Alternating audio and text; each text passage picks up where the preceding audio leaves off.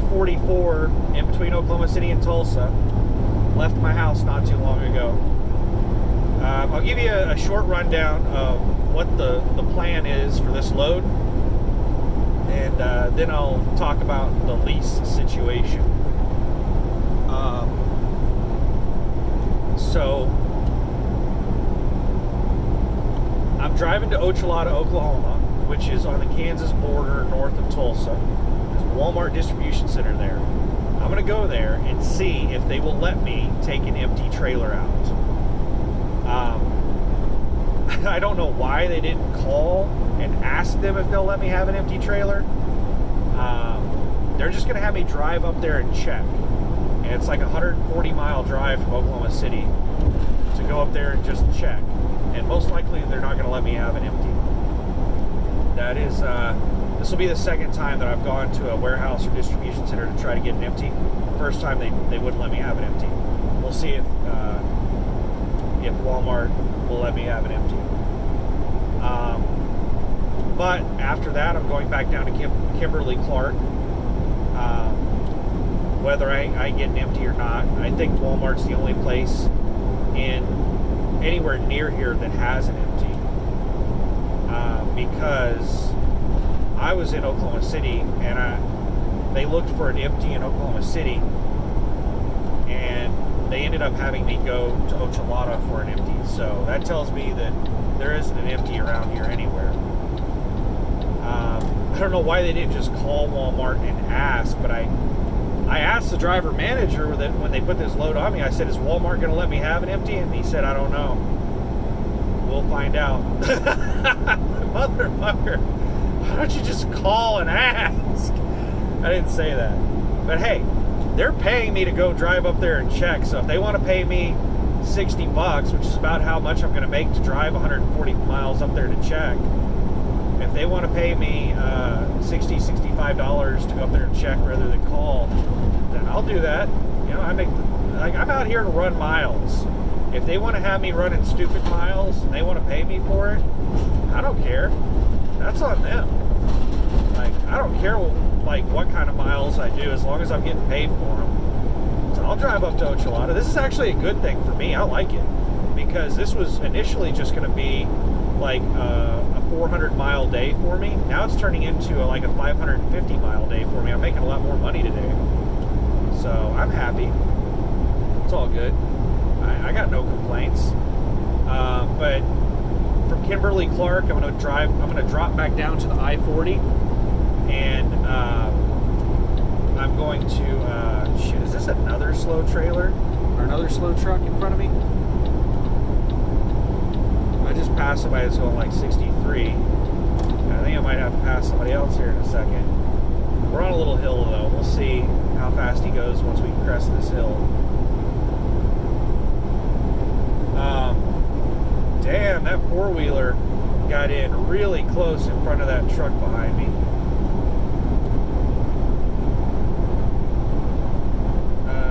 There's a highway patrol behind him. I guess that's why four-wheelers are going really damn slow.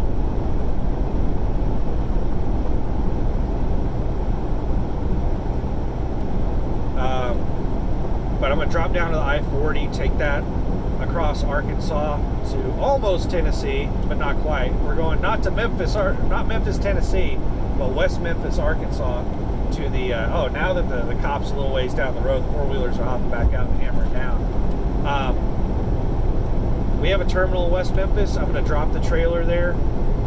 I'm going to relay it, basically. Somebody else is going to finish the load, and I'm going to stay there to, and they're all packed up.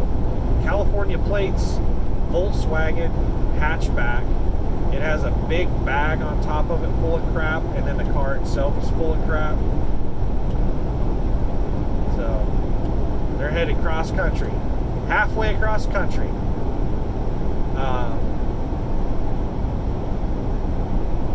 Yeah, I might have to pass another truck. Damn, why are so many people going under 65? I don't like passing people. Speed limit's like 75 on this turnpike. But yeah, I think I didn't get like a definite response. I asked if the reason I was getting routed to West Memphis was for my preventative maintenance, and Brent replied back and said, yeah, I think that's what Nancy said. So Nancy apparently had me put on this load, and the reason is for a preventative maintenance, he thinks. Maybe, who knows, maybe I'm getting fired. Like, who the hell knows? But most likely I'm going there for a PM. Yeah, this flatbed guy is loaded up. I don't know how heavy that crap is he's hauling, but he's going slow. But what I like about him is he's maintaining the same speed downhill. I hate these motherfuckers that are heavy. They go slow uphill, and you start to pass them, and then on the downhills, they'll go like 85 miles an hour. Woody Bogler is the worst fucking trucking company about that. I've run across two of their drivers that coast down hills. Like, Woody Bogler is governed at like 63 or 64, and they will coast down hills at over 80 miles an hour. And it just makes it an absolute pain in the ass to get stuck behind them through the rolling hills of southern Missouri on I-44. I've been stuck behind them twice on those rolling hills, two different drivers. They both drove exactly the same. But yeah, that's the plan. I should be in West Memphis tonight or tomorrow morning, depending on when this trailer's ready at Kimberly-Clark. It's not supposed to be ready until 10:30 p.m., but the shipping department told me that it might be ready as early as like 3 o'clock in the afternoon. So at this rate, I'm not going to be there until 5 or 6 o'clock in the afternoon. Maybe even 7. I don't know. Sorry, I'm getting past. People merge over way too close. It's like really, really dangerous. Every time somebody passes me, they merge in too close. Well, not every time. There are a couple of people who aren't fucking idiots. So anyway, let's move on to the lease stuff.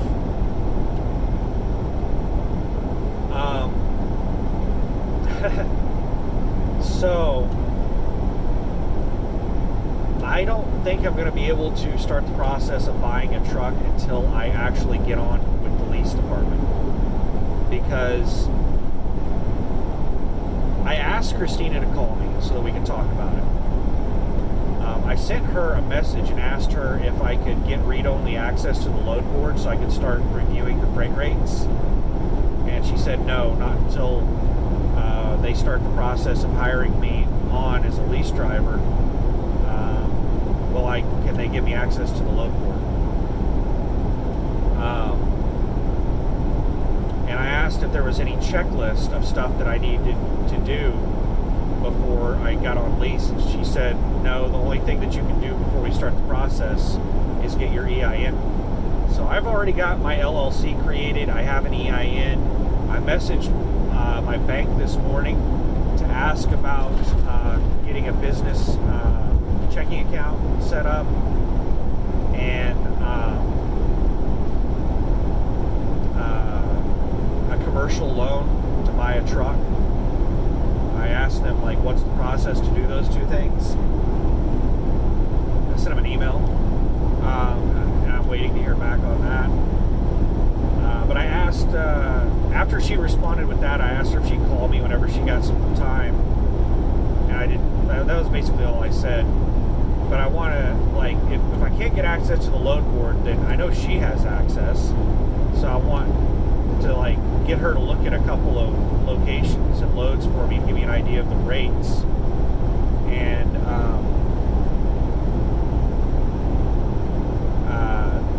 I also want to ask her about the truck purchase. Like, can I purchase the truck before I start the lease? Because there's a truck I really want. It's going to be available about 3 weeks before I start the lease. Well, maybe not 3 weeks, like, yeah, about 3 weeks.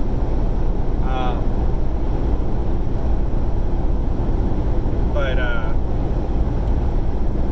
still waiting to hear back from her on that call.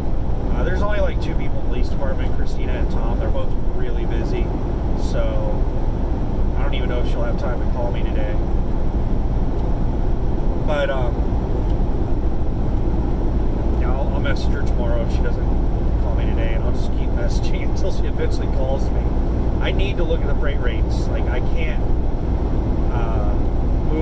can't like get into any financially, like anything binding financially until I find out it's a good business decision to go lease right now. Like if the rates are $1 a mile, then I can't go lease. I'm not going to move over there at a break even. You know, I don't want to pay to haul other people's stuff.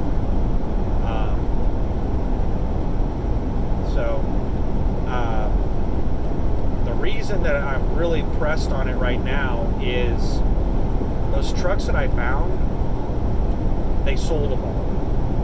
So the Anything in Motion in Bolingbrook, Illinois, and I don't think they sold them all because, you know, people watch my video and all that stuff, because I get like 2 views on my videos. So it's not me that leaked out that there were these really good deals on these trucks, but they sold almost instantly because they're priced pretty good for what they are. They're like 36 to 40,000 price range depending on the mileage, and they're all owner-operator spec trucks. They're fully loaded from the factory. They have optional features like massage seats and stuff like that, factory refrigerator, factory inverter. They have an APU, a carrier APU that's been installed. These are fully loaded trucks. Now they're T670s. They're not the big 780s that are, I don't know how much more like sleeper space you have in there. So the Volvo basically has 2 of the over-the-road sleeper trucks. They have a smaller sleeper one, and then they have the bigger sleeper one. And this is the smaller sleeper one. I would really like to get the bigger sleeper one, but this will work fine. And this isn't the end of the world if I don't get these trucks. It's just these are the best deal I've found so far, mainly because of the APU. They're fully loaded. They have like low 400,000, like 425,000 miles was the one I was looking at, and it was $39,900. Fully loaded. You know, it has a TV mount bracket, inverter, fridge, APU. It has all the requirements that I want. 455 horsepower. The gear ratio is 263.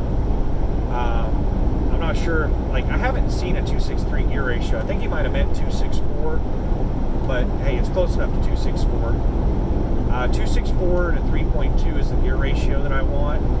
I'm willing to go outside that gear ratio for the right deal, but that's my ideal gear ratio that I want. I think with that horsepower and that gear ratio, it's going to pull hills really good, and it's going to be good fuel mileage going, you know, cruising like 70 miles an hour down the road. I think it's going to be that's going to be the ideal sweet spot for the best of both worlds. I don't want like a 247 gear ratio.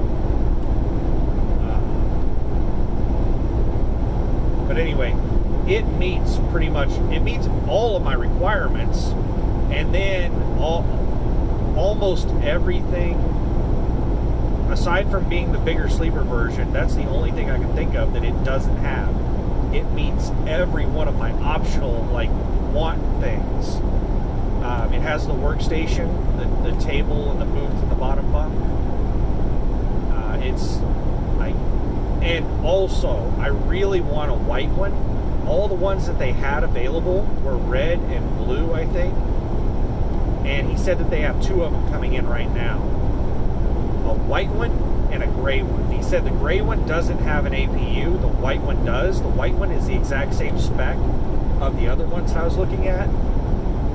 And white is the color I want. He said that he has it in right now, but it's in the shop, and they're going over it and everything, and it's not going to be ready for sale for about a week and a half.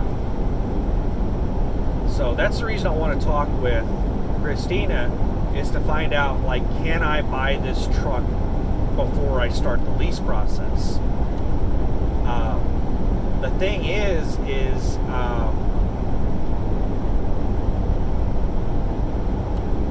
like, the dealership said that they're not going to hold it for me. They said that these things are selling like hotcakes, and he will only hold it for a maximum of like 1 to 2 days for me. Because I told him, I said, well, you have to hold it like a little bit for me, because I don't live in Bolingbrook. It's not like you live down the street. I'm gonna have to fly or drive a rental or something to get there, and make arrangements to get there. And he said, yeah, that's understandable. Like, he said the most I can hold this thing is a day or two. He said that he's been in a position before where he's held trucks for like a week or two for somebody, and they ended up not buying it, and they had like 6 other people that wanted to buy it during that time, and they missed out on a whole bunch of sales. So he said that they don't hold trucks for people anymore. All right, I mean, that's understandable. So now I'm trying to figure out, can I buy a truck before I start the lease process? The big thing is, okay, there's 2 big things. One, I need to find out if I'm actually going to do the lease and become an owner-operator. I want to find out what the rates are. So that's number 1 part of the puzzle. Number 2 part of the puzzle is insurance. Like, after I make the purchase, I can't move that truck without insurance. Like, I could probably move the truck without having an authority by just putting not for hire on the side of it, but I can't move it without insurance. And I'm not going to have insurance on that truck until I start the lease. The other thing is financing. I don't think financing is going to be a big hurdle, but I've never done business financing. My bank may not be willing to finance me on anything until I actually am signed on with a lease. Maybe they require some kind of lease contract or something like that. I mean, they have to have something to show revenue for the business. So the lease contract might be that. So I might not be able to get financing for it until after the lease process starts. So yeah, I don't know. It's we'll see if these trucks keep coming in. I mean, there are other trucks that are very similar to this.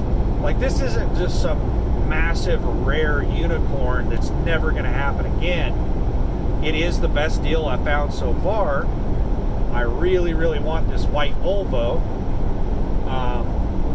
But if I don't get it, then it's not going to be the end of the world. But for the feature set of the truck, the mileage, and everything else, this truck is a hell of a deal for the price that they're the feature set and mileage and everything of this truck. You'd normally see this selling for about $60,000. They're selling it for $36,000 to $40,000. I think $60,000, given the the climate of what's going on in the industry, is kind of absurd. But that's still where prices are at right now. I'm getting passed by a lot of people. Sorry. Got a big truck in front of me that just passed me. He's just now moving over. I like that he waited until he had some breathing room between the 2 of us to move over. And 4-wheeler, and now I got like some local delivery truck.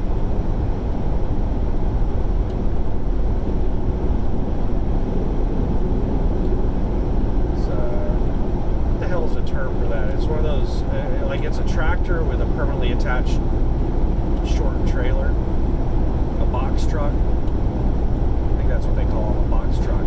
But it's not like it looks like a Class A vehicle. It's a class, I don't know if you'd say 8, maybe a 7. I'm not incredibly familiar with all the classifications, but I think it'd probably take a Class A license to drive it. It looks like it's basically the exact same kind of tractor I'm driving, just with a permanently attached box. Wish that I had this video set up. I'm not going to bother doing much of anything until I get my own truck, because I'm not going to be in this truck for very long, hopefully.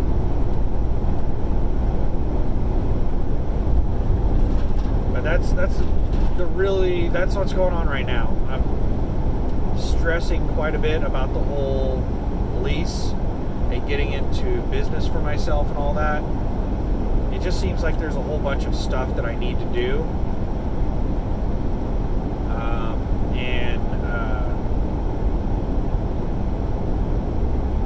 Some of the things are really hard to do right now because, like, bank locations are closed. When I went to my bank, they had a disclaimer on there that bank locations are closed. And they have not responded to my message, which is probably because of a staffing issue. They're probably running low on staffing right now. Anyway, I'm starting to just like think out loud. So I think I'll just end the video there. That's where I'm at. I'm just trying to figure out what this lease stuff's, what's going on with that. What is today? Today's May 4th. May the 4th be with you. And I'm supposed to start the move over to lease on the 10th. That's when I'm going to start doing the paperwork. I don't think I'm officially supposed to start moving over to lease until the 19th. The 19th will be 3 months as a solo driver, which is what the safety department said that they wanted from me. So the 19th of this month, I think, will be my my 3 months, because I did a month as a. Actually, I probably have already hit my 3 months of experience.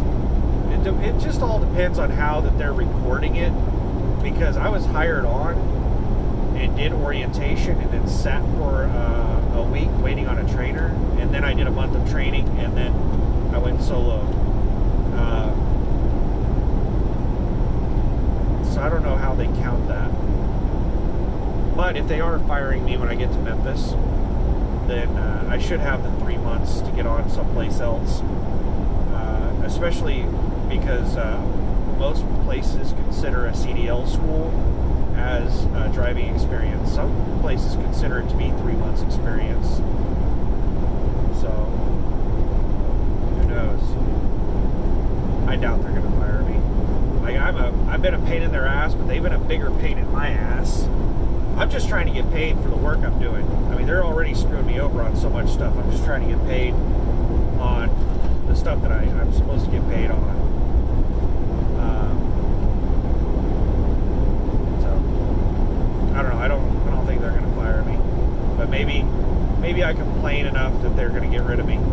Maybe they're one of the 2 people watching my videos, and they're tired of hearing me make negative videos about the company. Who knows? I've never had anybody from the company message me or call me or talk to me or anything about any of my videos. So I don't even know if anybody at the company is watching any of my videos. I suspect they have, because I put like USA Truck in a couple of my titles. So I suspect that they have seen at least 1 or 2 of my videos. But anyway, that's it. I think I'll title this "On My Way to Ochelata." So have fun, good luck, all that stuff.